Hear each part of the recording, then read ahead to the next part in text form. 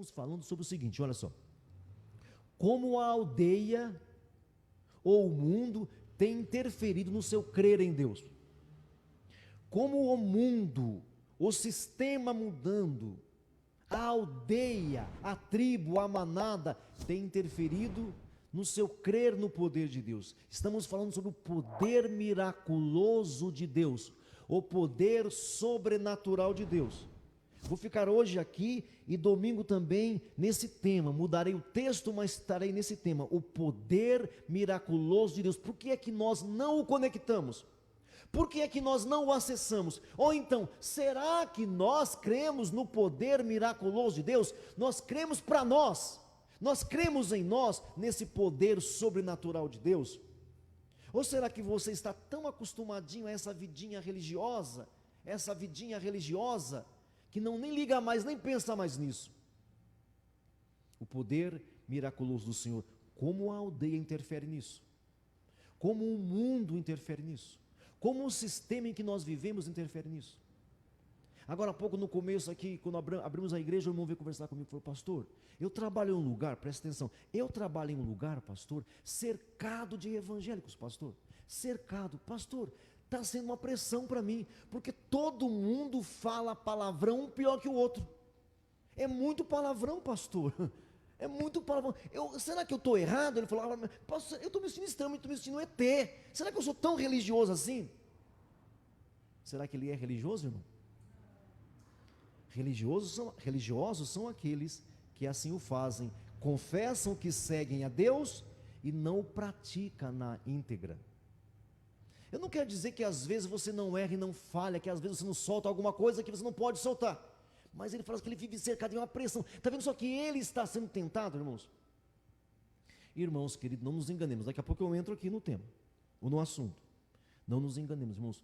Um homem e uma mulher espiritual mesmo, de verdade, ele causa um alvoroço aí fora. Ele causa. Você lembra quando Jesus chegou em Genezaré? Assim que ele pisou naquele lugar, o demônio falou assim: o que o senhor quer aqui? O senhor quer aqui? Meu irmão, você não percebe, mas aonde você chega, causa um alvoroço. É que talvez você não crê mais nisso. Está tão acostumado a vir para a igreja, a ouvir o evangelho, tão acostumado que nem raciocina mais espiritualmente. Nem raciocina mais. E o nosso irmão aqui estava se sentindo mal, pressionado em ser o certo. É tanto o evangélico meia boca, picareta, que ele falou: pastor, eu estou me sentindo mal lá. Eu falei: não, continua firme. Mas eu devo falar com eles, denunciar? Eu falei: não, deixa que um dia eles vão perguntar: por que você é diferente de nós? Aí você enfia a faca. Aí não dá mole, aí vai fundo. Não denuncie, não critica ninguém, não fale mal do outro irmão, nunca faça isso. Isso é um crente chato. Fica quieto ali na sua, vivendo a vida de Deus, Uma hora dessa, alguém vai te pegar de canto e vai falar assim: por que você é diferente de nós? Aí você, tá bem, e outra coisa, não vai falar da metodista, porque isso é ser religioso. Na hora que ele falar assim: por que você é diferente de nós? Aí você faz o quê? Cristo na cabeça, Cristo Jesus, Cristo me libertou, Cristo me restaurou. Você não se sente pressionado nesse mundo? Não? Talvez você esteja fazendo parte dele. Você não se sente oprimido lá no seu departamento de trabalho, na sua repartição profissional? Você não se sente oprimido? Opa! Talvez é uma pista, talvez você esteja tão envolvido que nem percebe mais. É de se pensar. E se você estiver tão envolvido, de repente você já faça parte dessa aldeia. Já faça parte daquele sistema religioso. Você crê no poder de Deus? Você confia no poder miraculoso do Senhor nosso Deus? Vamos ver o texto então? Hoje eu vou ler Atos outra vez. Atos capítulo 8. Atos capítulo 8. Você crê no poder miraculoso do Senhor Deus? Pensa comigo e vamos ver se você crê mesmo. E por favor, não misture a minha conversa com algo religioso, por gentileza. Atos capítulo 8, versículo 26. Um anjo do Senhor falou a Filipe, dizendo: dispõe-te e vai para o lado do sul. O anjo falando, vai para o lado do sul, no caminho que desce de Jerusalém para Gaza. Este lugar está deserto. Filipe se levantou e foi. Olhe para mim, irmão, aqui um minutinho só. Primeira coisa, um anjo do Senhor disse para o Filipe. Você crê nisso? Você confia nisso?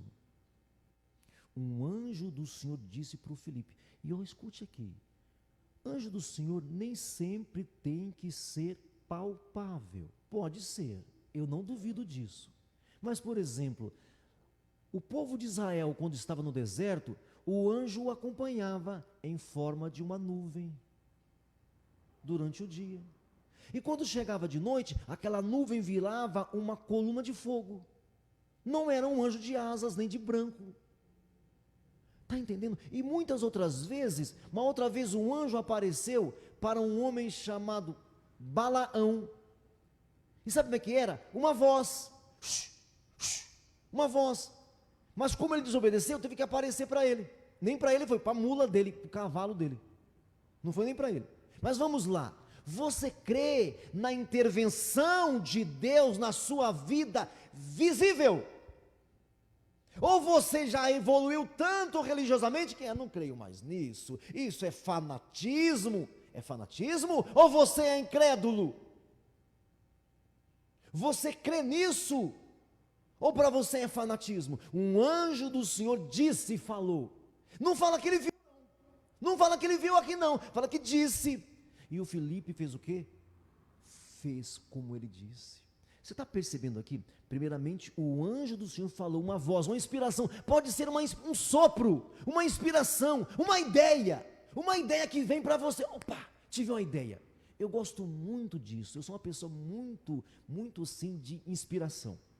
Tem aqui umas 30 e poucas aqui direções de Deus que Ele me dá de noite. Eu durmo muito pouco à noite. Várias. Aí vai eu escrever. Aí eu vou ler aqui assim, tá tudo com a letra errada, porque é de noite, né? Aí tá com a letra errada, falta no S, falta no R. Mas são ideias. Eu estou ali, pai, com a corda, fico pensando, aí tem ideias. Inspiração.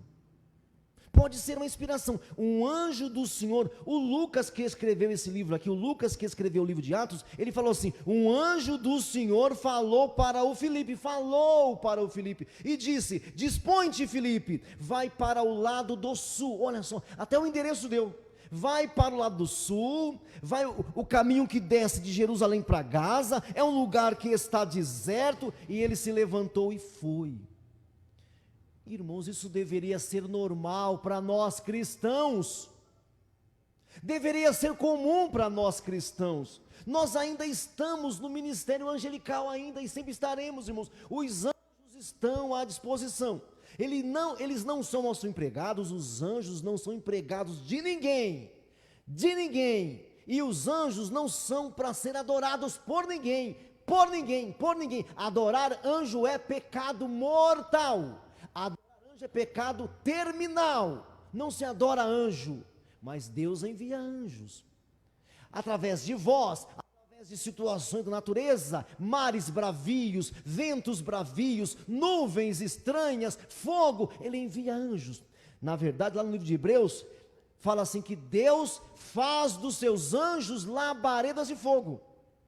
Vai lá para Hebreus, vamos lá. Hebreus capítulo 1, versículo 14. Acharam 14? Olha aí, Hebreus 1,14. Você crê no poder interversor de Deus? Olha só, verso 14. Não são estes espíritos ministradores enviados para serviço a favor dos que hão de herdar a salvação? Os anjos prestam um serviço para Deus. Olha o versículo 13. Ora, a qual dos anjos disse jamais? A qual dos anjos ele falou isso? Não são todos eles ministros, espíritos ministradores enviados para serviço a favor, serviço para Deus, a favor dos que hão de herdar a salvação. Quantos aqui são salvos em Cristo Jesus? Levante as mãos. Todos nós somos salvos em Cristo Jesus. Mas escute aqui, olha o que a palavra diz. Que aqueles que perseverarem até o fim serão salvos. Então nós somos salvos e esperando a salvação plena. Então nós aguardamos a salvação plena. Eu sou salvo, sou. Mas eu vou viver amanhã, não vou morrer hoje? Vou. Alguém vai morrer hoje aqui? Tomara que não, né, irmãos? Por favor. Então, eu não sei como é que vai ser amanhã. Eu estou salvo agora, porque Cristo me salvou na cruz do Calvário. O que Deus fez na cruz do Calvário é para a salvação de todos. Todos, todos. Agora, se amanhã eu voltar, eu não sei, depende da minha conduta, do meu posicionamento. Então eu vou herdar a salvação. Os anjos prestam um serviço a Deus em favor de nós, os que vão herdar a salvação. Olhe para mim, por favor. Você crê no poder interventor de anjos na sua vida, irmãos? Anjos não se adoram. Não se adora anjo. Mas os anjos estão trabalhando. O livro do Apocalipse, olha para cá. O livro do Apocalipse coloca anjo nos mares. O livro do Apocalipse coloca anjos sobre a terra. Fala que tem anjos na terra segurando a gravidade, por exemplo. O livro do Apocalipse fala que tem anjos nos mares, permitindo que os mares andem como o Senhor predeterminou que andasse. Tem anjos na areola ou auréola do cosmo, impedindo, mantendo a camada que nós temos que nos protege contra os meteoros. Existem anjos, o livro do Apocalipse mostra isso, que o anjo botou um pé no mar, o outro pé na terra, a cabeça estava acima das nuvens. Os anjos sempre estão trabalhando. E outra coisa, o livro do Apocalipse fala que naqueles fins dos tempos, existe um anjo que está preso e que vai ser livre, para fazer algumas coisas que Deus quer que aquele anjo faça. Não são demônios, são anjos. Nos fins dos tempos, alguns anjos serão soltos para fazer algumas coisas que o Senhor predeterminou. Isso é Apocalipse. Não vou ler lá agora. Os anjos, não é aquele anjo da guarda. Sabe aquele anjo da guarda? O anjinho da guarda, não é isso não. É algo miraculoso, é algo feito para que o Senhor continue a fazer a sua obra. Mas nós estamos tão sofisticados, nós estamos tão suavezinhos, nós estamos tão esquisitinhos, que não, deixa para lá, isso, você crê mais no Marvel, crê mais nos super-heróis, do que no poder de Deus.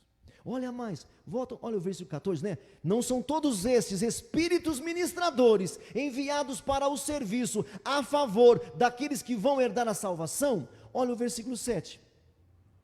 Olha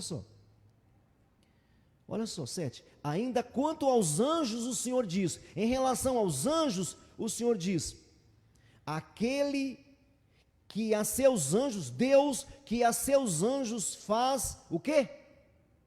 Ventos, e aos seus ministros faz labaredas de fogo. Às vezes os anjos, eles se camuflam em fogo, em ventos, em nuvens, e nós estamos assim, é só uma nuvem, e às vezes não é uma nuvem, meus irmãos. Você crê no poder miraculoso do Senhor? Você crê que Deus está interferindo na sua vida? Mas muitas vezes, irmãos, Deus está operando na sua cara, e você não percebe. Entenderam, irmãos? Deus age, meus irmãos, Deus opera, meus irmãos. Agora veja uma coisa para eu finalizar agora aqui. Disse o anjo para o Felipe, dispõe-te. O Felipe obedeceu ou desobedeceu? Bom, agora a segunda parte eu preguei na quarta-feira, né, irmãos? Depois que ele obedeceu, aconteceu algumas coisas, não aconteceu? Vocês viram lá, né? Depois que o Felipe obedeceu à direção, à inspiração de Deus, através do anjo, agora quem vai falar com o Felipe é o Espírito Santo. E vai ser uma coisa linda. O que Espírito Santo fez na vida do Filipe, o que foi que o Filipe fez, e o que o Filipe fez na vida daquele homem que ele encontrou, vai mudar a África. A África foi transformada, por causa de uma obediência. Primeiro ele obedeceu a Deus, ouvindo o anjo, desceu aonde devia descer, encontrou um homem que estava perdido, cego, surdo, não entendia nada. Ele evangelizou esse homem, em obediência ao Espírito Santo, e esse homem voltou para a sua terra, a África, voltou para o seu continente, a África. Olha só o que o Senhor Deus quer fazer através de você e de mim. Às vezes, meu irmão, minha irmã, um passo que você dá, escuta isso aqui, um passo de obediência abre portas para outras coisas, irmãos. Um passo de obediência abre portais para tantas outras coisas. Tantas pessoas podem ser alcançadas através da sua obediência, da sua inspiração, da sua disposição. Dispõe-te, meu irmão, dispõe-te. Diga isso, eu devo me dispor. Todo mundo agora, eu devo me dispor. Diga, porque Deus quer me usar. Diga isso, Deus quer me usar. Mais alto, Deus quer me usar.